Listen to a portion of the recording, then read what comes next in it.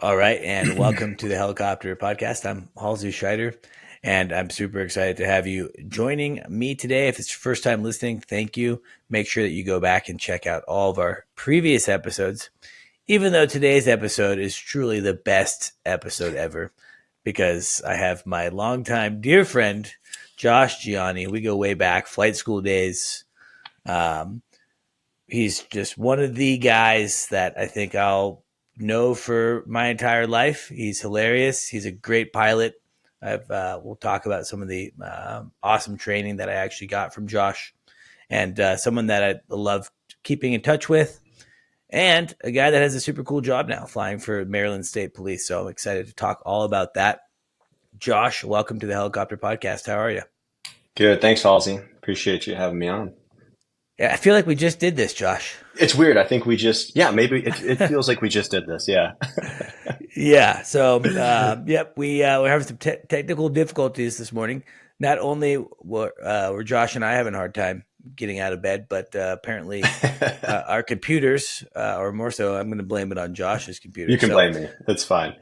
we've actually kind of had some of this conversation already, but we're going to pretend that we didn't, and we're just going to go for it. Again, Josh, thank you for joining the show. The last time I saw you in person, was it your wedding? Yeah. That was a while ago. I 16, could. I Wow. think. Was Yeah, it I really? know. Well, the impressive part is Wow. I remembered that. That's the most impressive part. See how I just That shot is that out good. there? Yeah. I got really lucky because my wedding, I had two weddings actually, same Yeah. woman. It's the same moment, different date. Yep. Thanks, COVID. COVID. Thanks, COVID. Hashtag COVID. Hashtag So COVID. the actual wedding is my anniversary is actually coming up, and it's easy to remember because it was 2020. So Oh, yeah. That's an easy one. I can okay, what year is it? 2023. Okay, cool. I've been married for 3 years, Yeah. so I feel like it's almost like dummy proof, but I'm sure I'll screw it up at some Give point. it some time. You'll screw it Oh, trust me, I will screw it up. I I would love to talk about your wedding, Josh, but I just don't think that this is the right up. platform Yep. uh, Yeah. for this. That was, I Good think, time. will go down as like the most fun I've ever had. Maybe That's not a the lot. best that I That's ever thank you. felt. I I held on to your wedding for about a week or so after I got home. Yeah, that'll Uh, happen. but good times, Kansas City. That Yeah. was my first time, Kansas. In fact, I've actually been back a couple of times. Lawrence, Oh, cool. Kansas. Nice. Eurotech Vertical Flight Solutions is out of there, and Nice. I've done a couple deals with them, so I kind of enjoy that area. But I would be remiss. I mean, I'm stoked to hear all about what you're doing now Yeah, for sure. because I truly am fascinated. But I kind of want to rewind a little bit, and talk about what I feel to be like one of the most epic flights that I've ever had um, Yeah. with you. It's Yeah, it's a flight that I think about, and it's a flight that I think there was so much learning that occurred, for uh, sure. practical learning, and then also legit training. Once the weather finally cleared. So, kind of to Yeah, set the scene here, I'll kind of let you tell the majority of it. But sure. I was working at Hillsboro. Josh and I both were CFIs. I think at that time I was the assistant chief, or maybe I was in Troutdale. I don't quite remember, Yeah. but I think I was still the assistant chief, but we had to I pick think the you were still the helicopter assistant up chief. Yeah. from Troutdale or something like that. And part of my compensation package that year was they were going to pay for my R-44 transition. And there was like this helicopter specific air show up at Boeing Field. And they thought that would be the perfect opportunity for me to get in with a CFI in the R-44, Josh being the guy, and fly up there. And Josh, what do you recall of that flight? Yeah. Wow, so many good moments. Yeah, we started off pretty early, so we had to get up there. I remember that one. I think we went down to Troutdale and picked up the aircraft from there. We flew whatever R-44 was down there, if I'm not mistaken. And then, yeah, weather was a bear. I know we took our time looking it up. We're like, hey, how we doing? It's a long flight. Let's check the route. It's standard pilot stuff, right? But then we got along our way, and well, we decided we had to land on an island because the weather was coming in. And it was a small island, like a middle of a river, small island. Yeah. Yeah, Yeah. yeah, So I not don't even something think with it a was, runway. This was nice. and I don't even think it was the Columbia, because we were following I No, 5. it We were wasn't. following I-5 north, and we got north of like Scappoose, and it was probably just south, I think, of Kelso. Yeah, it wasn't And too far. I mean, we didn't make it all that no, far, no, we didn't make it considering we had far. a trip to go on. So, And I do but want to preference, like, we did check the weather. Hillsboro is a great learning environment, a great school. I feel like yeah, they really prepared pilots well, and I'm sure that they still do. Um, and we were taught never to push things, right? I mean, it was like yeah, very conservative environment, and everything up there was just it wasn't perfect weather, but it was legal weather, and it was yeah, absolutely. flyable, and it was not only within the FAA minimums, but it was within the school minimums, which were Yeah, even higher than FAA. However, weather changes. And, as we started our journey up there, yeah, I mean, I think just south of Kelso, it was like, okay, we need to yeah, land. And so, yeah, we yeah. picked out this little island spot, and we landed. It was like a little offshoot river of the Right. Columbia. Landed. We were there for a bit, and I mean, I think it's a good, you know, we knew that the weather was going to trend better because we were familiar with the area, right? We've Yeah, been flying that area for so long. So we knew if we could just wait a little bit longer, it would get better. And so I think making that decision to say, hey, we're not going to push it any further because the yeah, ceilings are dropping, and landing on that island was great. I did have that like fear of like, okay, I'm on an island now, and yeah. I'm technically like the superior in this situation. Uh-huh. Uh, not in the helicopter, but just Right. within that company at that time. So I was like, I just remember kind of pooping bricks a little bit of like, oh man, like this is the one Well, time yeah. that this R-44 is not going to start.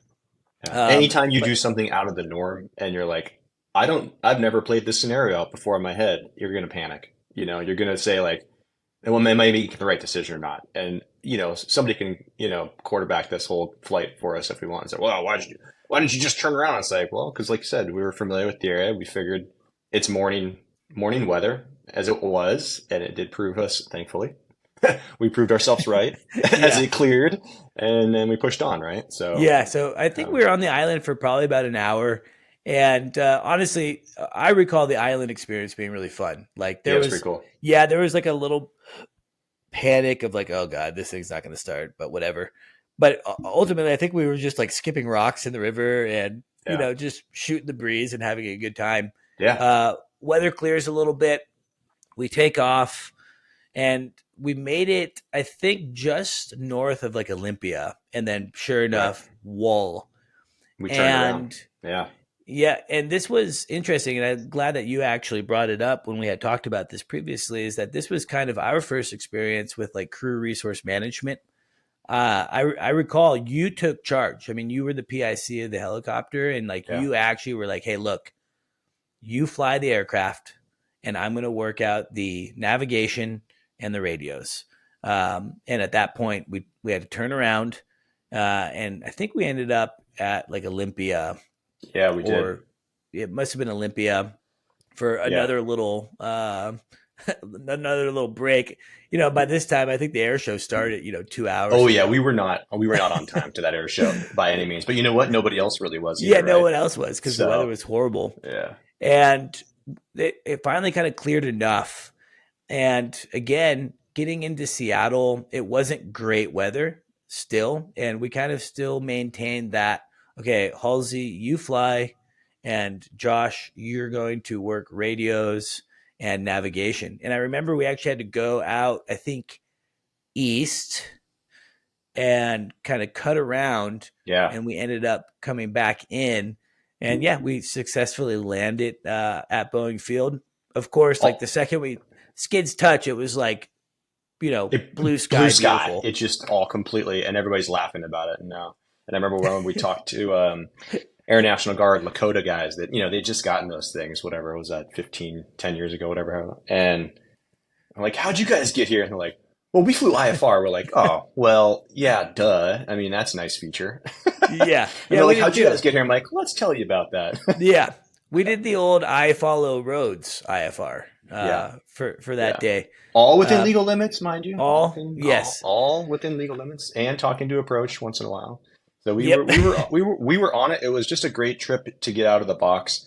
You get in your training, your training area. You're very familiar, and maybe we talk to Charlie Aerospace at PDX once in a while, and everybody gets all excited. And so it was fun. It was really good time to just, at that stage in our career, we were like, it's all new to us. So it was a pretty cool flight. And then Yeah. yeah, and then the way back was really fun because we got a little Seattle tour, a couple of spins around the Space Needle, and then we went to Chehalis, right? I think, and we did. Um, Oh, was yeah, it Centralia?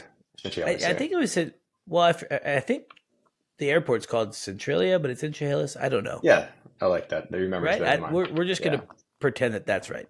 yeah, and that's where we got your flight training portion, maneuver Yep. training in, and no one out there. We had a fantastic time. Blue skies, perfect weather to fly in, and a full bag of gas. And I think we just, we went to town on some maneuvers and got a chance to see a few things that you hadn't been able to see before in, you know, an R44 for sure, and maybe even an R22. So, Yeah, I mean, the last time that I had kind of experienced that kind of training was actually at the Robinson factory course, right. as a minted private pilot. So this was really awesome for me because I think I had, 700, 800 hours total time. I'd been instructing for a while, but so much of the auto rotations, like I was good at flying, straight in auto Yeah. rotations or 180 auto rotations.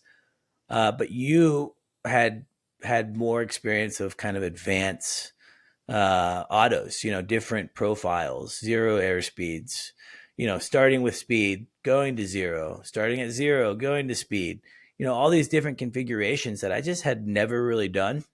Yeah. And the times that I had done them, um, there was an instructor who I loved, who was great, but he did try to kind of show me some advanced autos one time, and I don't think he was fully comfortable with it. And it just was Right. kind of more of Yeah. a scary experience. And so I had like this PTSD almost of it. And and then flying with Yeah. you, it was like, wow, this is actually it's it's not even that complicated. The helicopter's aerodynamically going to do what it's going to do, Yeah. and we just have to know what that is.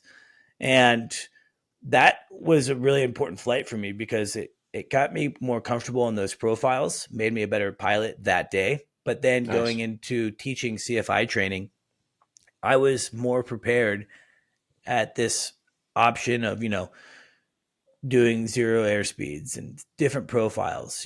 By the time I Yeah. left Hillsboro, I really felt like I was like the guy at flying auto Yeah. rotations. And it was Yeah. that flight that I did with you that day. Well, Um, nice.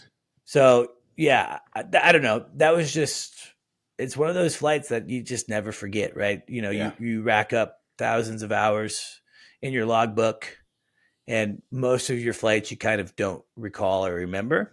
But Definitely. that's like one that I'm like, man, that was epic. If I could do Yeah. that again, I would love to. So thank you I'm for with you that on that. experience. Hey, I had a great experience myself. It was good. The deal. There's nothing like instructing. And when you go away from instructing now, like I don't instruct anymore. It's been a long time since I've done any of that stuff. Uh, and the other thing is when you get in the bigger helicopters, you just don't do the maneuvers. There are no auto rotations in multi-engine aircraft. It's single engine practice and that's it. And you're like, oh, okay, pretty uneventful here, by the way. I've got two big engines and wow, okay, we're doing it again. But you know the deal when you do full downs in a small little aircraft that you're touching shoulders with somebody, it's like, okay, all right, this is interesting. Much more exhilarating and I don't know. It was a fun time in my life. I really enjoyed it, and I wouldn't uh, I wouldn't be shy about trying it again at some point in my career, maybe. But Yeah, I mean, I think it's one of those things where the grass isn't always greener, right? Like I think when Yeah. you're a CFI, all you can think about is like the next, you Yeah. want to go fly the big helicopters that have the jet engines, and like Yeah. you almost kind of get lost in this idea that what you're doing is not awesome. And Right. I try to tell new CFIs all the time, like, hey, look, I know I'm a salty old dog, but like enjoy this time because it Yeah. is truly the one time where you kind of have the keys to the helicopter. You have the keys to the kingdom.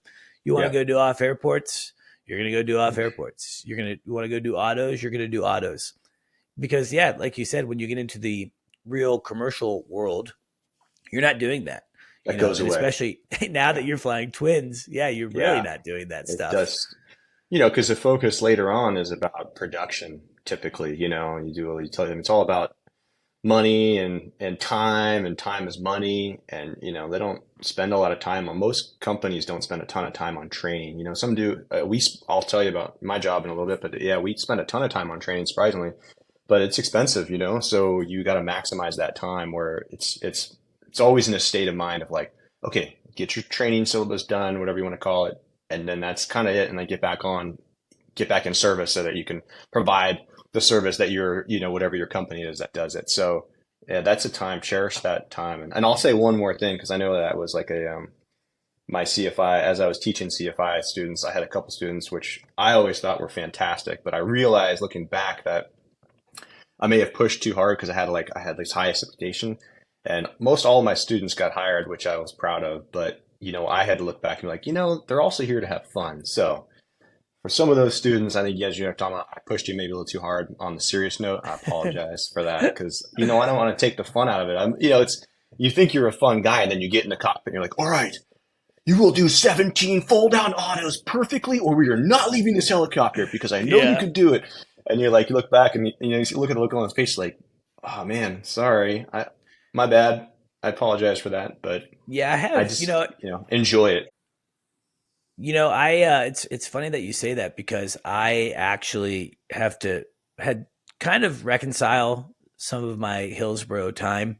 I think that during my tenure there, I burnt some bridges, not Mm, necessarily like intentionally. I think that there was it's a twofold problem. The right. first being that the Hillsboro culture at that time was just a little bit different. So if you were kind of on that management side, there was kind of that going on.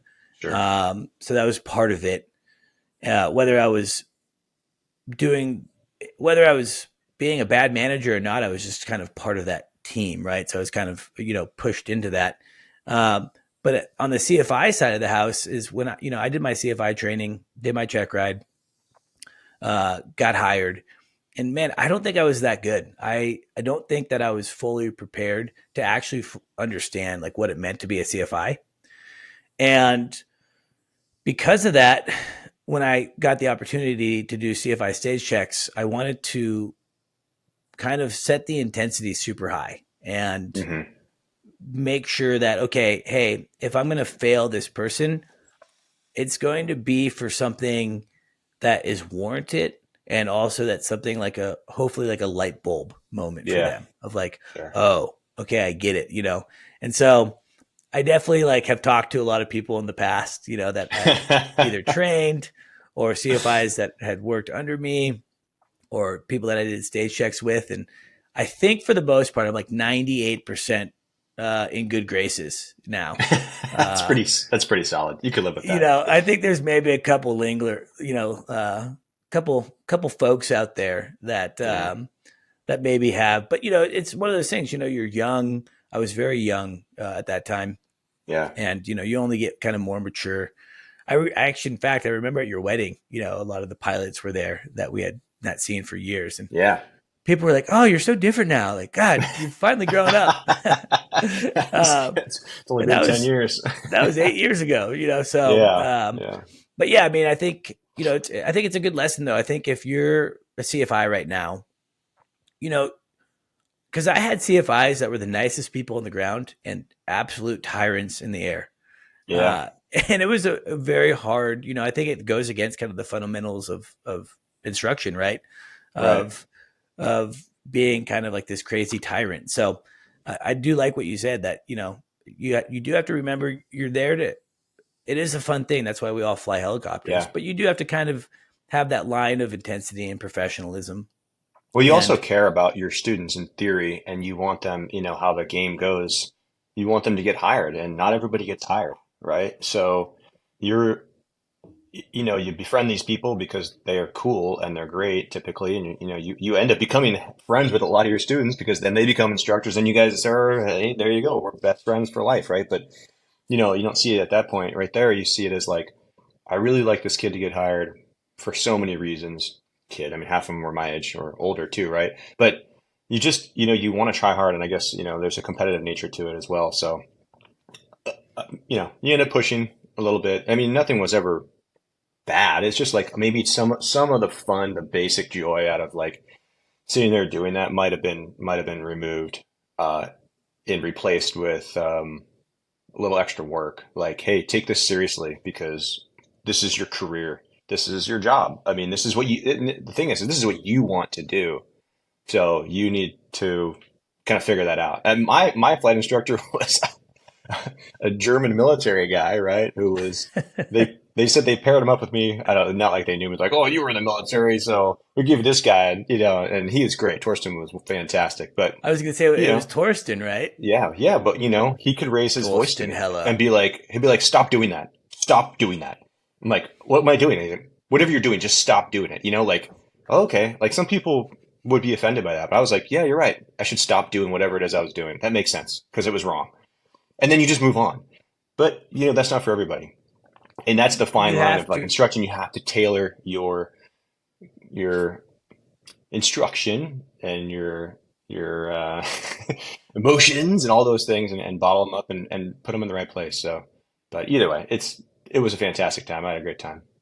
Yeah, no, you're 100% right. I think I used to tell CFIs and CFI students, like, a good instructor can teach the same thing 10 different ways, Yeah, because you're going to have different situations. I would have students that I would fly with. I'm like thinking in my head, man, these guys are better than I am. yeah, Like right. they should be Yeah, I teaching got a me, lot of those. No, a you lot of know, those students. I was like, this uh, is why. Yeah, this is or I why I would want to push you have, because you're that good. yeah, or I would get sent to fly with someone that was struggling, and they were so nervous in the helicopter, like they're making audible gasps, just Yeah, flying the aircraft. And then you have to kind of tailor it. I can't, that person's already freaked out. I can't, the intensity has to be pretty low because for them it's already super high. yeah, And so it's interesting because and I've talked about this on the podcast before, excuse me, that, man, oh man, that here you are, a 200-hour pilot teaching people. And in most scenarios, not only so are you so a backwards. 200-hour pilot teaching people, but you're also someone that has really no experience in actually teaching. Yeah, I can't recall like a single student that I ever had, or an instructor that I had, that was like also an educator, in their previous life. right. Most of the people were like yourself, that had a career in the military and then exited out and now learning how to fly, or guys like myself that, Yeah, took out a student loan at age 18 and started flight training. So it's kind of like it's an uphill battle of not only not dying as a 200-hour fresh CFI, right. but also like learning how to teach, learning how to deal with different personalities. Um, Yeah. Really, actually, I think the fundamentals of instruction are one of those things that could be easily overlooked.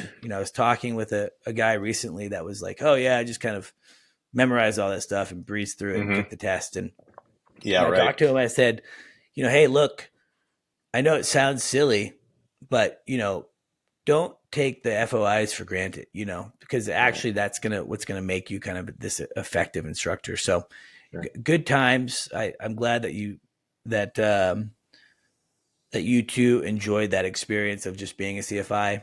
Yeah, it's a Um, blast. Unlike you, I don't know if I would go back. I don't know if I have the grit. Well, you'd have to pay me a lot of money to go back, but I'd still go fly at R-22 just for fun, I guess, Like if like maybe one of my sons wants to fly and I'm like, "Hey, maybe I'll be your actually I probably wouldn't. I would not instruct my kids. I would let Really? them go to a professional I You would go are a check their, and professional. then I would go check their work. Yeah, but I mean, I haven't flight instructed in years, right? And Yeah, I'm that's not in the true. game, so yeah. But I yeah, I've always had this thought of like, man, I should be a DPE, especially now living in Central Oregon. it's a There's a cool pretty job. large flight school over here. So I might do it. I'm kind of like teetering because I'm kind of scared of like, man, Yeah. do I want to get back into that? Do I have the intensity? Mm. Sean Moretz, Sean, I Yeah. think, he's a good buddy of mine and man, he's been doing it forever. Yeah. It's a And good gig though. here's a guy that will, one day be in an R-22, the next day he's in a 429, and Right. then a 109 or a 76. It's just like, God, how do you do it? That So keeps you fresh though. I mean, you fly the same stuff over and over again, right? You could get I don't say bored, but keep bouncing around a little bit.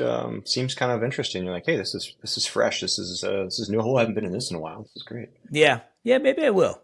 I feel Yeah. like maybe my DPE yearning is still, it's a flame that's burning in there. So we'll see if I'll do it or not. Yeah. I Good don't luck. know. It's not an easy job to get. I So know. I yeah. know. Well, Sean Hey, can I tell you know about that, people, but Josh. Okay, I'm very you well know, connected. you know a guy. I know a guy. You're right. That's That's it. that's more than I know That's though. nice. So from flight school, I knew that you did a stint doing tours at South Rim Yeah. Papillon. Um, what did you go directly to the state police in Maryland from Papillon, or what happened Uh, I after? went I went flight school and then I got directly in with Columbia Helicopters for a couple of years. Oh, I forgot about Flew in that. Afghanistan, SIC stuff. Cool company, real neat. Everybody was super cool. Yeah, and then from there I went to Papillon and did at the Grand Canyon North Rim, excuse me, the South Rim, up in the park and flew tours. But then after a couple of years, I think I was there for 3 seasons, and that's like week on, week off. Then you get to do, after the first season, adjust tours. You got to branch out typically and do some other cool stuff. But the Grand Canyon portion, the that side of Papillon does some really cool stuff. They run around with game and fish, so you can go out and do contracts. You get to do Page up in Page, Arizona. There's like a single helicopter and some resorts, and it's just magical up there. All the Monument, Bryson, you get to fly all those. Bryson. You get to fly through all those and stuff. Just single helicopter. What else do they do? Supai Village. They got a lot of really neat things. So it branches out after the first year. They long line there. I didn't do any of that, but there's some A stars, so there's different aircraft. So if you can make the trek, because it's out there. I was living in San Diego, so it's a flight to San Diego for me, and then a 4-hour drive to Vegas to do that once a week. Or I would just drive 500 miles one way from San Diego to the canyon. So there's like an 8-hour drive nonstop in the Honda Civic across the desert. It's Nice. a lot of book on tape. A lot of Yeah. breakdowns too, by the way. A lot of Oh, I'm breakdowns. sure. Yeah. So I yeah, I really wanted to work at Papillon. yeah. It was like this company that eluded me. Which, I'm not sour about. I'm not mad at it all, okay? Yeah, you fell into a pretty good gig yourself, I'd say. Yeah, no, it did work out.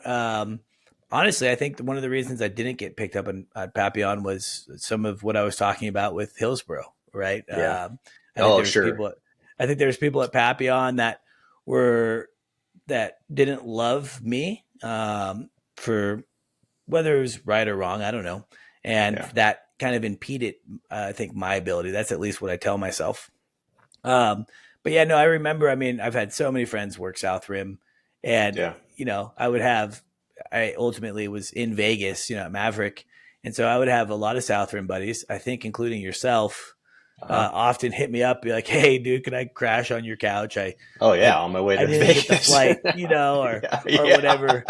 Uh, Yeah. so I ended up having a lot of couch surfing buddies from Papillon, Yeah. and I think that's cool too. I don't think a lot of people realize that about Papillon South Rim is that they do a lot of other cool things other than just, um, flying tours. Yeah. If you're there for a while, then they can put you onto pretty cool contracts, things like that. I actually, one of the kind of the cool things of what I do now of selling aircraft is that the parent company of Papillon is a company that I've actually done some deals with, buying and selling helicopters. So it's been kind of fun Nice. to be able to be a part of that and work with those guys. I wasn't able to be a pilot there, but at least I get to Hey, it's all do some right. connection. Yeah. I'm ultimately it worked out. I'm stoked on kind of how my path all played out, Yeah.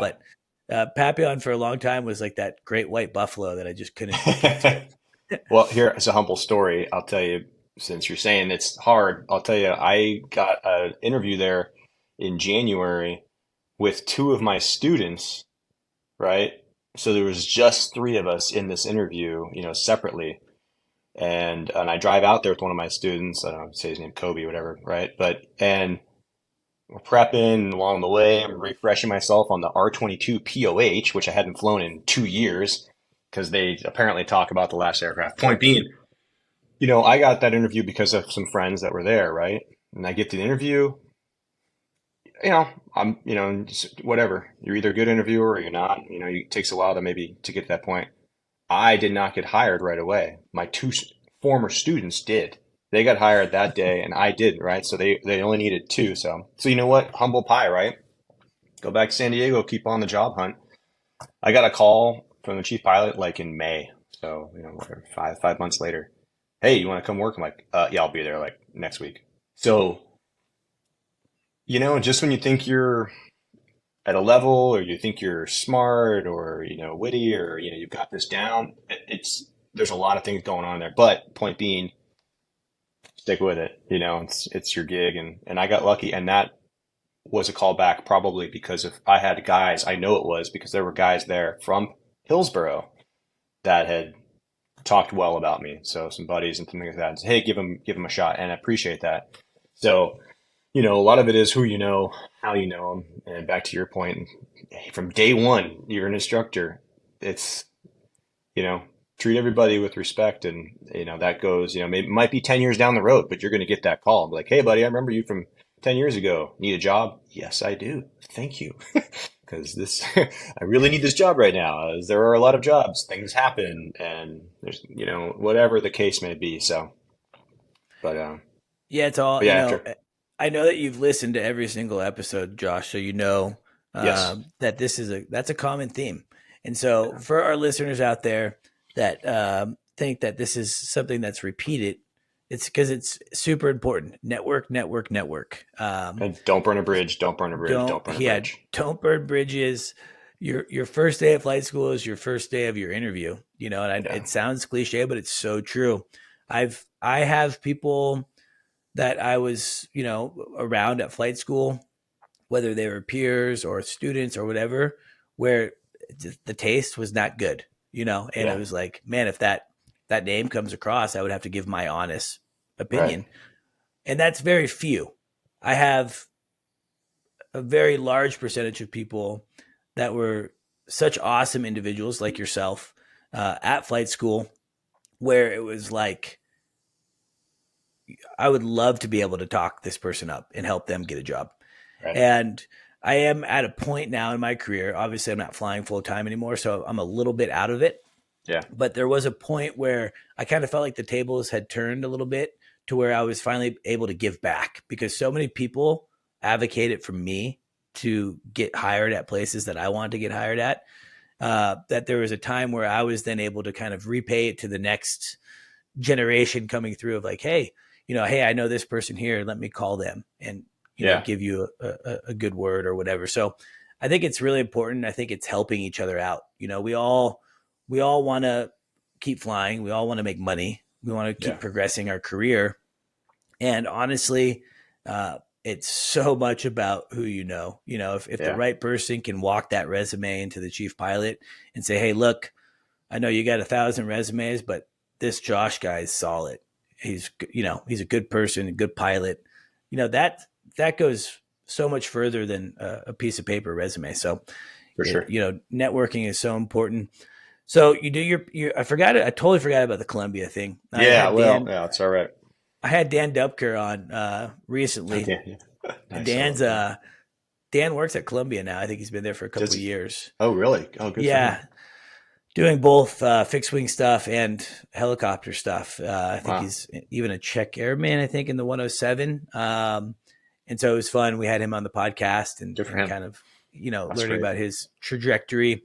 You were there during the Afghanistan days. What was that all Yeah.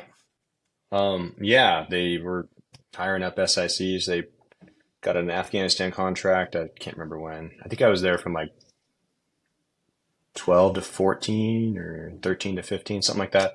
And yeah, so it's like kind of month on, month off, roughly 28 on, 20 off, and fly up there. And they set up they set up like 5 aircraft into 135 configuration, which is a big deal because all their aircraft were utility aircraft. So like you could see the ribs of the aircraft. They ripped everything out because for them, they're all external load. So weight is everything. So point being, they set up their aircraft and then they had a thing going in Afghanistan. So yeah, I was out there for a couple of years. It was good. A lot of really cool guys. Pretty intense. You fly literally from sunup to sundown. I'll say that again.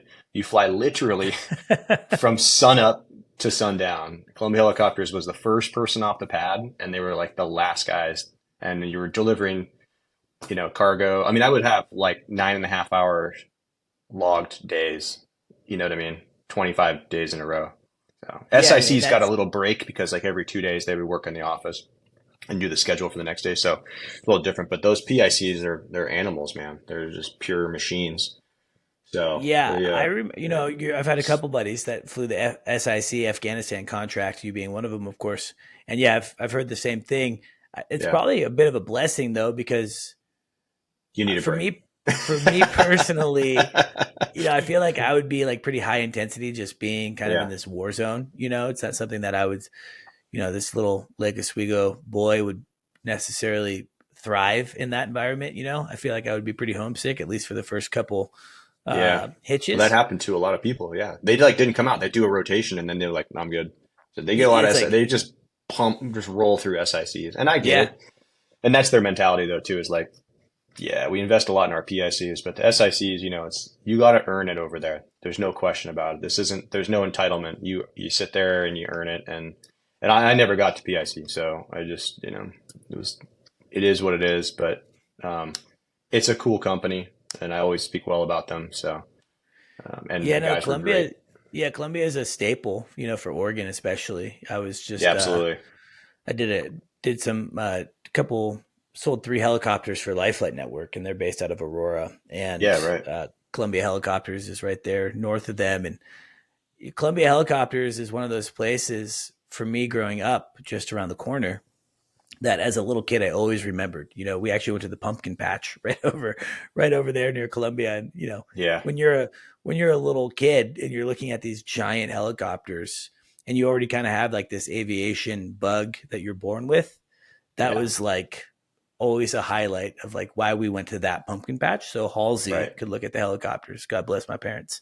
So like Yeah, just kind of a cool staple. But yeah, I mean, I think at least if you're flying balls to the wall every day, the hitch probably went pretty quick, I would it assume. does. It does. Yeah, and then you get your month off. It's cool. I mean, it was a neat transition. The hard part is, and I'd say this to anybody, is like you're jumping in from an R-22 at what you think of as the top of your game, 1,200-hour pilot, teaching CFIs, you're awesome. And then you go into this big monster where everything is completely different. It's all turbine, there's two of everything, there's a 12,000-hour seasoned pilot right next to you. You're doing all this crazy stuff and it can be overwhelming. And I can say that for me, it was overwhelming when it comes down to like systems and stuff, 135 stuff. You didn't know any of it, So it takes time, and then you get frustrated because you're not getting.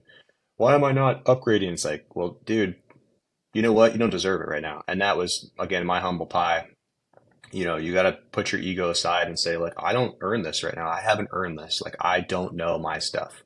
That's all there is to it. So either put the work in and you know and upgrade that way, or just don't get frustrated because it's taking a long time, right? And I had an issue with both of those personally because of where I came from, right there, right? Just again, top of your game, you think you're just the cream of the crop, and nothing can touch, and you're like, oh my god.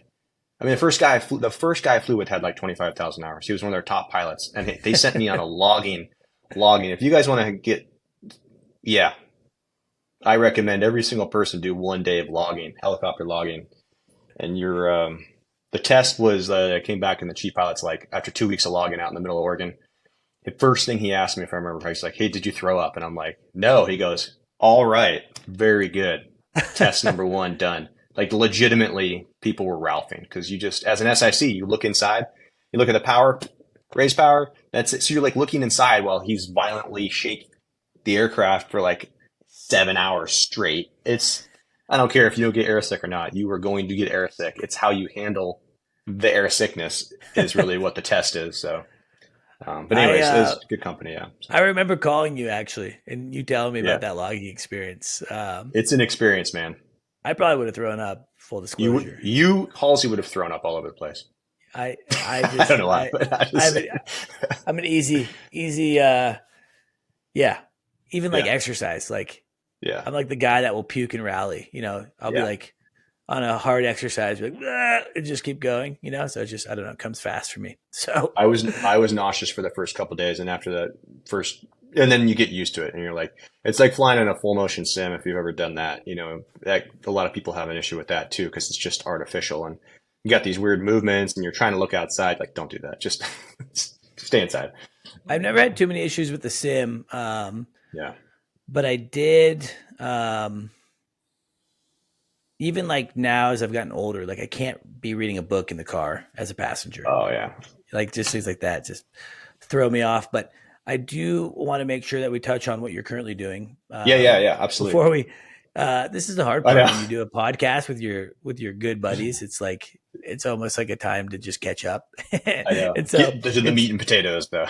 we can just talk and talk and talk. But I'm really fascinated, Yeah, not just by the flying aspect, but just Maryland State Police in general. It's such a unique program for yeah, the United States.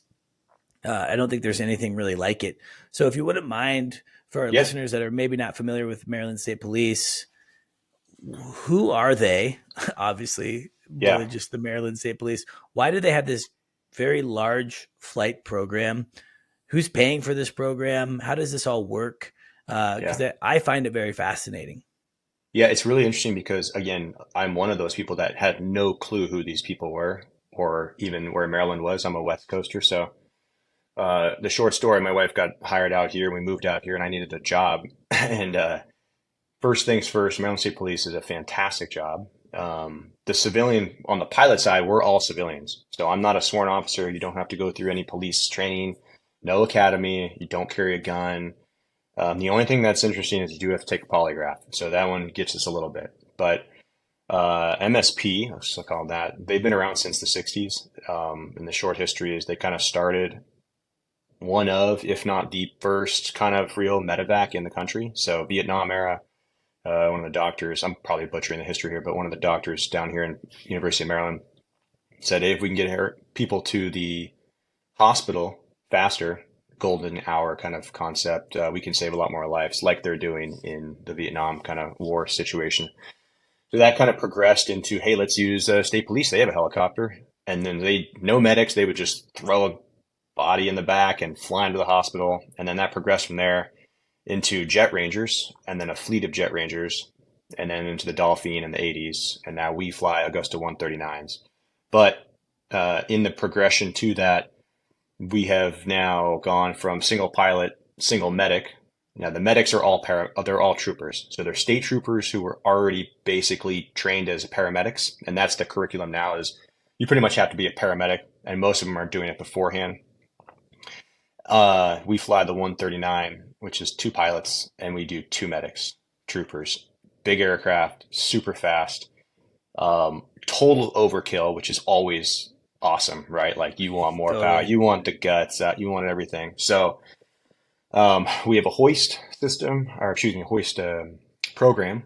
So we do all the search and rescue for the state of Maryland, and I'll give you a little more. There's 10 aircraft that we own and there's 7 locations that cover the state. Everything overlaps so that in theory, the model is that we can be anywhere in the state with all um, locations open and running within about 20 minutes. And that's like jet ranger days. So we're clearly faster now. And that's pretty true. We can get out the door, my section, I work in Frederick, we're out the door in about 8 minutes is about our average from the time of call to like time of lifting and then on our way. And we are in Maryland. We're kind of like we're considered Western region, so we'll cover out west. And the other thing we do is we service all of the bordering states too. So any state here, and it's free. So taxpayer dollars, but like $2, a few dollars from your tags, your car tags, go to the program. Plus, there's federal money and state money. The system's been in place since the '60s, and it's not really going anywhere. You know what I mean? It's very much a Maryland thing. And so the flight is free from anybody, but the hospital and the ambulance, that's on you guys. We can't really cover that one. Well, But I mean, the flight can be very expensive, especially at 139. yeah, it's not cheap, right? So what we do, like it's Maryland State Police, but of all of the things that we do, the law enforcement portion is probably one of the smallest things. So that would include searches. We have a FLIR camera and a big, huge spotlight. Um, we have an old school mapping system, which hopefully will be updated pretty soon. I think we're getting that in, so we can do actual overlays for streets and stuff and update that. We do the search and rescue portion, so we will hoist people off of the hills here. I call them hills; they're only a couple thousand feet. Out west, we call them mountains. That's my East Coast burn. But we have a It's lot of true. rivers here, a lot of hikers, some peaks and stuff. So I've got a couple hoists off of one of our mountains, Sugar Hill Mountain, broken ankles, falling down the cliff thing. So we have a rescue tech.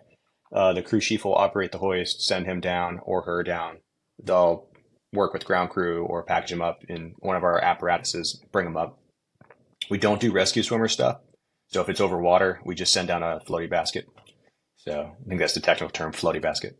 Floaty basket. That's my technical term. I think so. Yeah, we do a lot of stuff out of the Chesapeake Bay with ships and stuff like that. The main bread and butter though is medevac. So about 70% at least is medevac, and we do the scene medevac for Maryland State. That's the fun part. We don't do inter-hospital stuff anymore. They gave that up to the privates way before my time. So anything hospital to hospital is 90% of privates, with the exception of neonatal stuff. So or neonate, yeah. So we get the big sled. That's 380 pounds plus two nurses. So we're able to carry that throughout the state. We do a little homeland security. We do. We run one of our locations is actually Andrews Air Force Base. So we have a ton of presence in DC. And if you're familiar with the DC area, there's some special airspace. The freeze there. For us, it's nice because we have our squawk code. They just know, hey, trooper coming in. We just say our little piece and be in and out. But if you ever get a chance to fly in the DC area, which would be pretty rare actually nowadays, as a helicopter, and you fly the helicopter routes at 150 feet or 200 feet over the Potomac, over all around the monuments and right down DC. It's a pretty spectacular time just cruising in there. So that's kind of unique, and we get a pretty good pass through that area, which is nice. Stick to the routes, but as far as the controllers go, it's hey, here you go ahead. We fly IFR. It's a 4-axis autopilot, so we train IFR pretty well here. So. And I have to speak to the training program here, which was not much before I was here. I had nothing to do with it, just timing. Our chief It's all pilot it's and all our it's all you. It's all Josh. yeah. They're like, hey, Gianni's here. We better do something here. This kid's gonna. So no, it's great though because I had no IFR experience. So now we have a huge training facility with a simulator. Actually, it's technically an FTD. It's just a really big, expensive FTD. And we train, so we take an approach a month. We do a bag drop, a hoist bag drop a month. We do um, an IPC and annual check rides, so we double up there. And then we do night and day, separate days, separate times, hoist training, so twice a year. So we keep up with our training. They put a lot of money into the training stuff, and we have section instructor pilots and a cadre of command instructor pilots that float around the state. They do all the new hire stuff. They do everything. Those guys are like nonstop busy. So yeah, I fell into a pretty good job. So Yeah, I mean, I think on the civilian side of the house, there's not that many like awesome jobs where you get the opportunity to be doing hoist, law enforcement, Yeah. search and rescue, medevac. It seems like it's one of those jobs where every day is probably a little bit different. Yeah, it can be. And being in the 139, I mean, I can't even imagine. I feel like that would just be completely Y- amazing Yeah. and epic in itself just to fly that aircraft. One of the things that I don't know if you can speak to or not, because how long have you been there now? It'll be 6 years here in September. Wow. So yeah, this Yeah. is, I'll have to have you dig deep a little bit. But one thing that I recall, so I actually looked at the Maryland State Police as well, because you'd always see like them pop, their ads popping up on just Yeah. helicopters or whatever for open positions. And I remember feeling slightly intimidated by like the application process. Yeah. Like you are applying for SIC pilot position 5 or whatever. It was just like it felt like, oh man, I don't even know if I want to try to dive into this. Yeah. What is the process like if we have a listener out there that's been thinking about the Maryland Yeah. State Police and they want to join, what is that kind of intake, application, interview process Sure. all kind of look like? So the number one word you got to remember here is patience. Okay. It's state driven everything. So, I'm not going to knock the HR department because they work hard, but there's a process that you have to go through and there's tons of hoops. So, I applied in November of whatever year. I had an interview in May. I didn't get hired until September. So you do all the math on that. Wow. So Yeah. in the civilian world, that's insane, right? So the attraction is a lot of retired pilots, retired military pilots. Okay, so they hit they're 40 years old, they got a pension, they're not in a huge rush, they've already flown similar to this. So we get a lot of ex-military pilots. In fact, I'd say three-quarters of what we have are military pilots. Don't be scared, civilians, because I'm a civilian too. So it's a huge packet that is intimidating, and there is a polygraph, which I really wouldn't worry about. It's just people make a big deal about it, but it's not. And then it's time, and it takes. You're gonna have to travel out here for an interview. Actually, no. Nowadays they're doing interviews like this, so it's online. So it's really easy. I wouldn't worry about it. We just hired somebody from Italy, so it happens. Wow. That's We actually cool. have two people from Italy. And then yeah, the process. It's really all you have to do is just say, if I really want to be here, I can be here. You just got to be a little patient. I can't stress that enough because we get a lot of frustrated people and they go through the program. And if it doesn't work the first time, try again because we have a ton of people that always say, it took me 3 times to get in here. It's like, okay, but you're here now, right? So, patience is key. Just doing the application online, calling HR a little bit. And if you need to get a hold of, one of us, it's pretty simple to just call headquarters and talk to a pilot, and we'll give you the real rundown of what goes on here. So, I don't know. What else am I missing, Halsey? I mean, I think that, yeah, I mean, I Yeah, think that's really, it's exactly what I wanted to hear actually, because I yeah, remember that being, for me, I wasn't driven enough to shut this want door. to Yeah, live in the East Coast at that time. And I just, I think that there's times in everyone's career, even outside of helicopters, where you're kind of like, oh, maybe this could be a route. And I yeah, feel like the Maryland State Police thing for me personally was like a 5 minute thought. And then I remember like looking at the application process and being like, oh man, yeah, I'm probably just not the right guy for this. sure.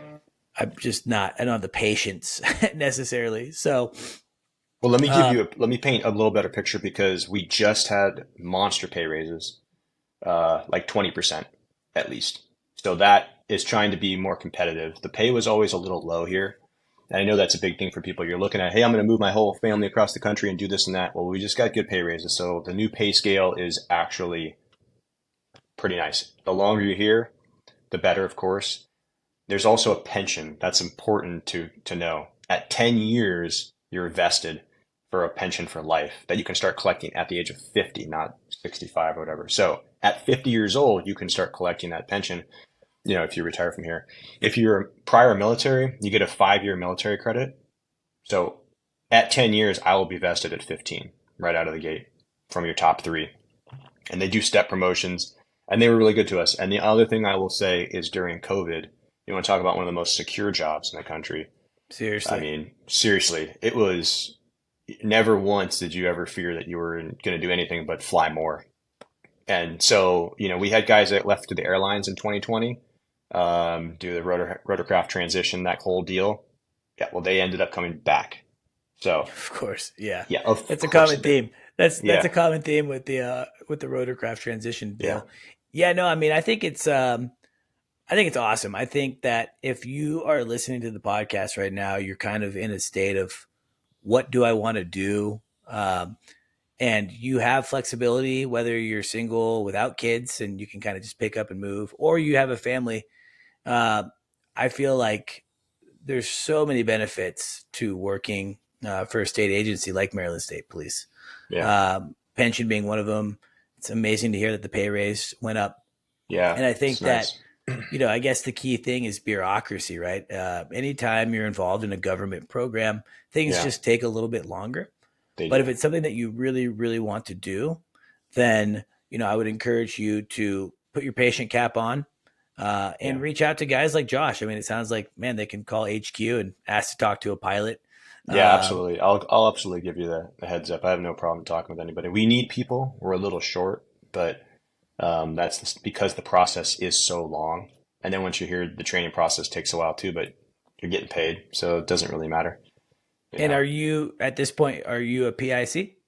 Yeah, yeah. I made PIC. So the requirements, 2,000 hours for PIC, 1,200 hours for SIC, and then in 3 years, you're eligible if you were under the hour requirement of 2,000 hours. If you work here for 3 years and as an SIC, you are eligible, not guaranteed, to put in for PIC.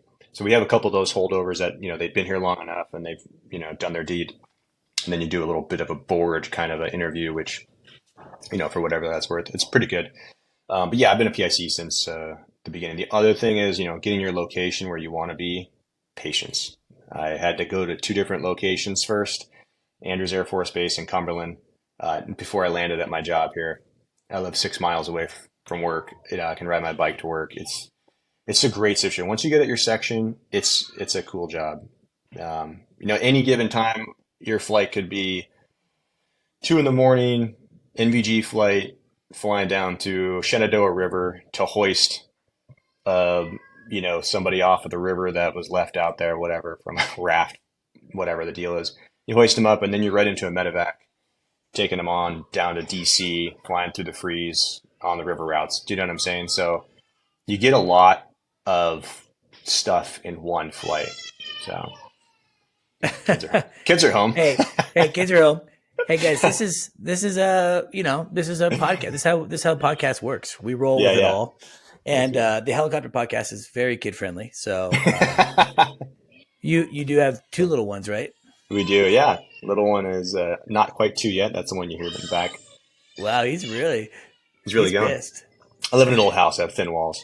So It's all good, man. It adds character. yeah, We're not trying to do anything too crazy here at the helicopter yeah, podcast.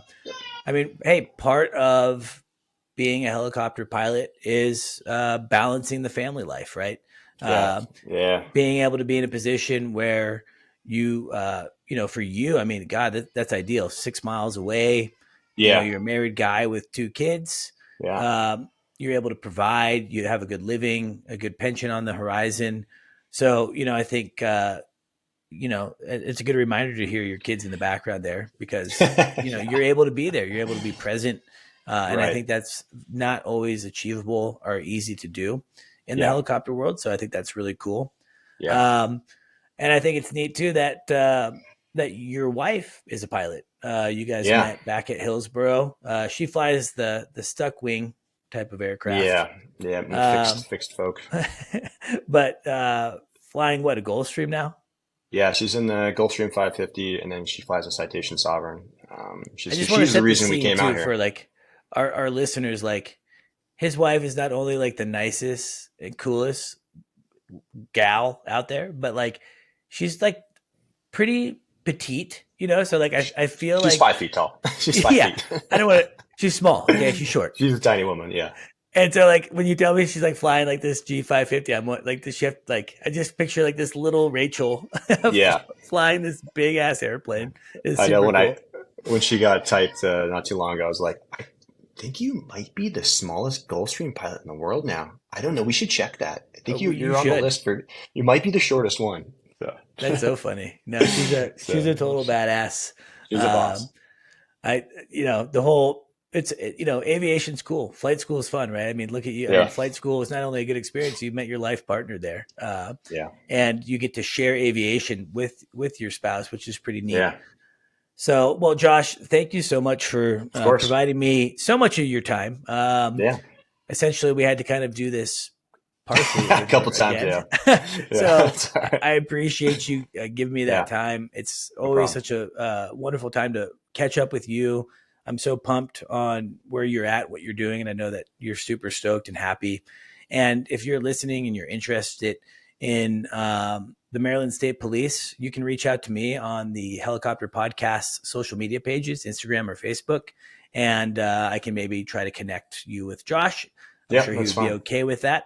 Very much so. Um, because I think it's a really cool program. In fact, I wish the entire United States would go. I would pay $2 more for my tags Yeah. to have a program like that. I really would.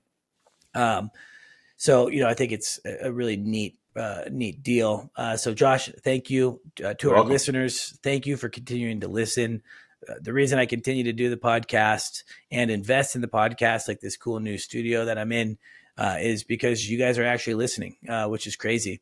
Our downloads are going up every single week, so I'm greatly indebted and appreciative of that. If you wouldn't mind, if you get the opportunity to leave a review on Apple or Spotify or wherever you listen to the podcast, I would really appreciate it. And now that we're also doing video, they're going to be going up on YouTube as well.